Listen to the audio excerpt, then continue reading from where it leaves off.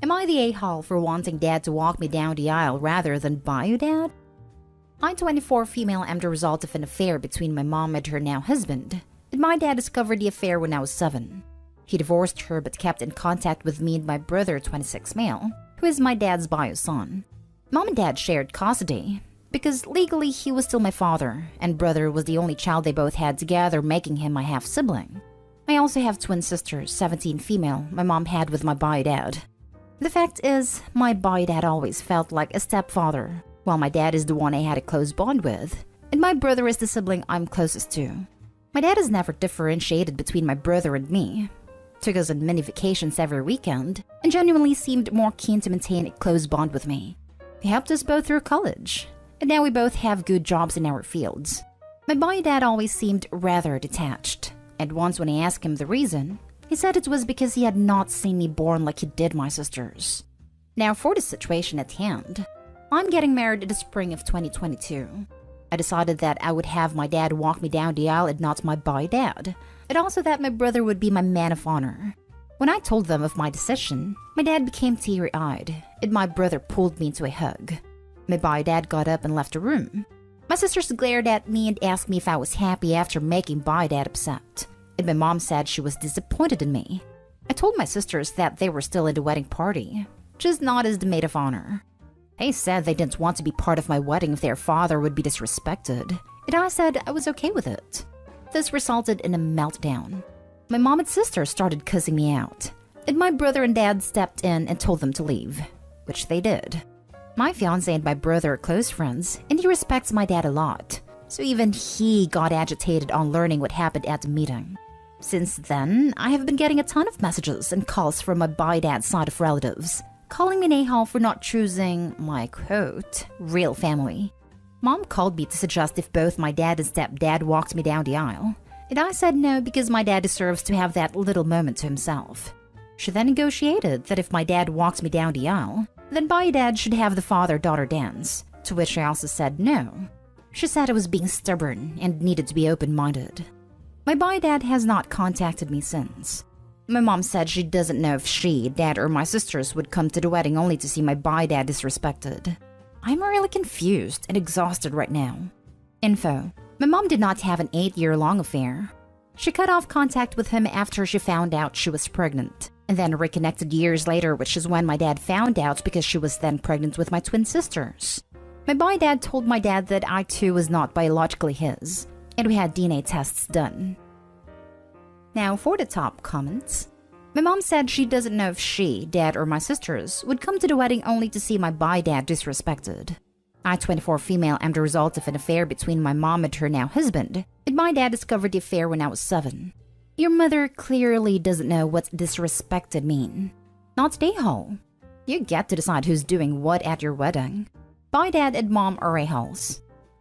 Yeah, cheated on the guy, lied to him about the kid being his for 7 years, and the other guy is the one who was disrespected? Don't forget the parts where he told her he doesn't feel the same towards her because he didn't see her being born, but she's not allowed to honor the man who actually treated her like his child. On top of it, he has 2 other daughters who would sound like they'll be happy to have him do the whole dad-daughter wedding thing. He was happy to let another man raise his kid. He doesn't get to claim the Kodak moments now. So no one's gonna say it? Okay, I will. He may have been your father, Opie, but he wasn't your daddy. Right choice. Not a-hole. Not a-hole. Your bio dad is not entitled to walk you down the aisle. Neither is your dad. It's your decision whether to have anybody walk you down the aisle, and who. From your story, could you imagine your dad reacting the same way your bio dad is if the situation was reversed? That alone confirms you've made a solid choice. You could possibly have handled it a bit more graciously. Sounds like you announced it to all of them together, when it might have been nicer to tell people in private. But you were under no obligation to do so. Just tell your bio dad you don't feel as close to him, since he didn't see your birth. Now for the next story. Am I the a-hole for kicking my brother out of my engagement party for what he said about my fiancé? I, male 31, met my now fiancé at the clinic I work in. I'm a dentist. She works a lower paying job at the clinic. She's the sweetest, nicest, most beautiful woman I've ever met. She's smart, humble, and has a beautiful smile. It was a love at first sight for me, and I was lucky that she felt the same way about me. I introduced her to my family after 8 months of dating. She wanted to wait because of her fear that my family wouldn't accept her, but my sister became her best friend instantly. My mom admired her personality and became friends with her mom.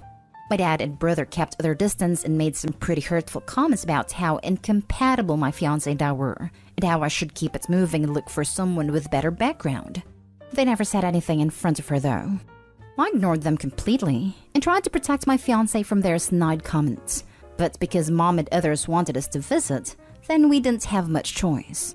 Last week, we had our engagement party at a restaurant. I didn't want my dad or my brother there, but my mom told me to let my dad and brother come since my fiancé would notice I didn't invite them and ask questions about it. I decided to invite them after mom promised they remain civil and respectful. My family arrived together. My dad remained quiet, then started talking with other guests, so things were going pretty well. When dinner arrived, my brother sat with us at the table asking how much money I lost to make this dinner happen, then how much my fiancé contributed if at all. My fiancé and I were talking about her engagement ring, and my brother randomly started singing "I Ain't Saying She Gold Digger." My fiancé and her mom stared at him and he stopped.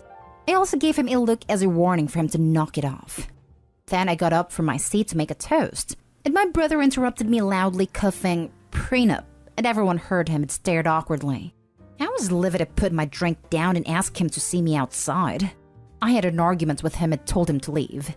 He acted dumb about how he behaved, and mom got involved. I demanded he leave, and he did after calling me nuts. And then mom and dad said I shouldn't have kicked him out. Dad left shortly, which made mom say I caused a scene and ruined my own dinner by kicking my brother out. My fiancé was hurt by that, but mom said my brother cried because I kicked him out and wants us to meet to talk. My brother's older than me. He's 37 and divorced. Not today, Hall. How dare they disrespect your fiancé? That is crossing the line. I do believe your dad and brother must talk about their dislike for her a lot, if he had a gall to embarrass you and her at your own party. He deserves to get kicked out, and you shouldn't feel bad about it at all, nor would I even worry about meeting up with them. They didn't disrespect just his fiancé. They disrespected her entire side of the family. Completely unacceptable. Good on Opie for not glossing it over, or should never have known if she could trust him to be her partner. Not today, Hall. He cried? Good. He's acting like a child and thinks crying will get him everything he wants. He wants to call your fiancé a gold digger, while ignoring the fact he's acting like a spoiled, snobby little rich kid. Mom told me that. I believe her because he tends to use emotions to get others to side with him. It's a tactic of his that he uses all the time, and I, as his younger brother, am just expected to respect him. The tactic he's using is called DARVO, Deny, Attack, and Reverse Victim and Offender. He uses it as a way to manipulate others, like your mom, dad, you, to do what he wants, all the while not accepting responsibility for his actions. It's nothing more than a ploy. You may want to research it to find out what you're dealing with and how to deal with it. I'm so sorry you and your fiancé got hurt during all this. You deserve better. My brother is older than me. He's 37 and divorced. Divorced? You don't say. Couldn't for the life of me figure out why. A real gosh darn mystery. Not today, Hall. Next story is titled, Am I the a-hole for calling my fiancé's sister an idiot for her rude comments about the number of siblings I have? To start, I got 8 other siblings, 9 of us in total. 2 of my brothers are biological, and the rest are foster siblings, but we're all very close. And to me, they're my real family, so I don't really introduce them as anything other than my brothers/sisters. I'm getting married in a few months and all my brothers are going to be my groomsmen, while sisters were asked by my fiancé to be her bridesmaids. My fiancé's sister Kate is someone we don't talk to much, but still her parents convinced her to let Kate be part of it. Recently, our families meet up for a barbecue at our place, and this is the first time her family meets mine. Well, except her parents since they couldn't make it. I introduced my siblings to everyone. Some point when we were talking to her sister, she says, "Your parents seriously had 9 kids?" She said it with so much disgust, and she seemed really mad about it. I told her yes, and Kate goes about how she thinks my parents were selfish and reckless for never figuring out how to use protection. And don't they know how stupid they are for having so many kids when there's already overpopulation? Part of me found it funny, but also very annoyed for thinking that's something she even thought was okay to say about people she just met. So I told her they were foster parents, and only 2 of my brothers are biologically related. Not that it's any of her business to critique other people's lives. She looked embarrassed and apologized, but then she got mad. Kate says, well, that's something I could have mentioned so to avoid her saying the wrong thing. And I told her, how about next time she just doesn't say anything at all and avoid looking like an idiot?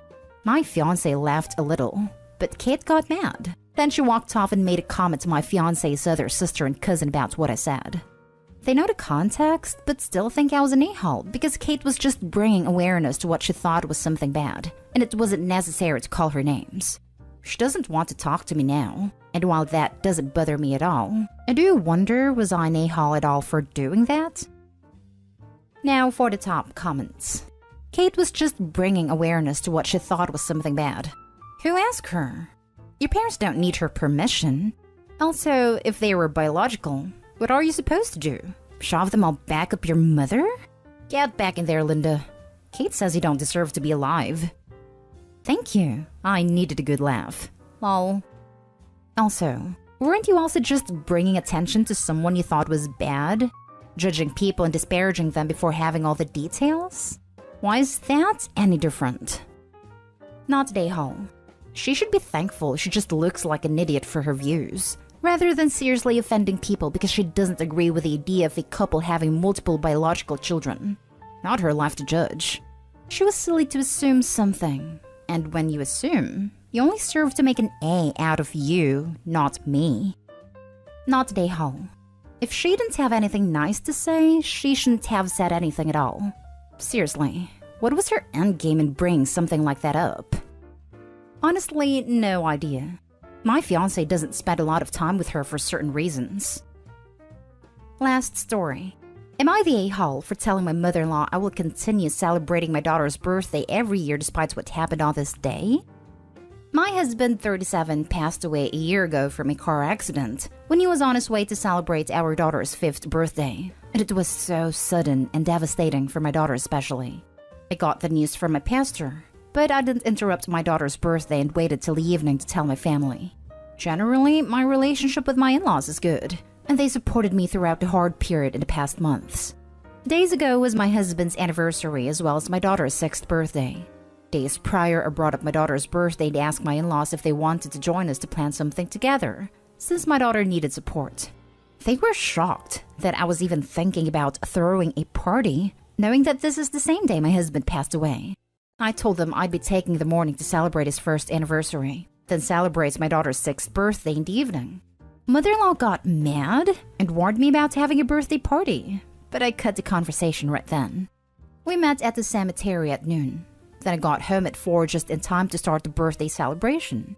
We had some of her supportive friends, and my parents come and brought handmade gifts for my daughter using pictures of her dad. After the party was over, one of my daughter's friends' mother posted pictures of it on Facebook, and my sister-in-law saw it by coincidence.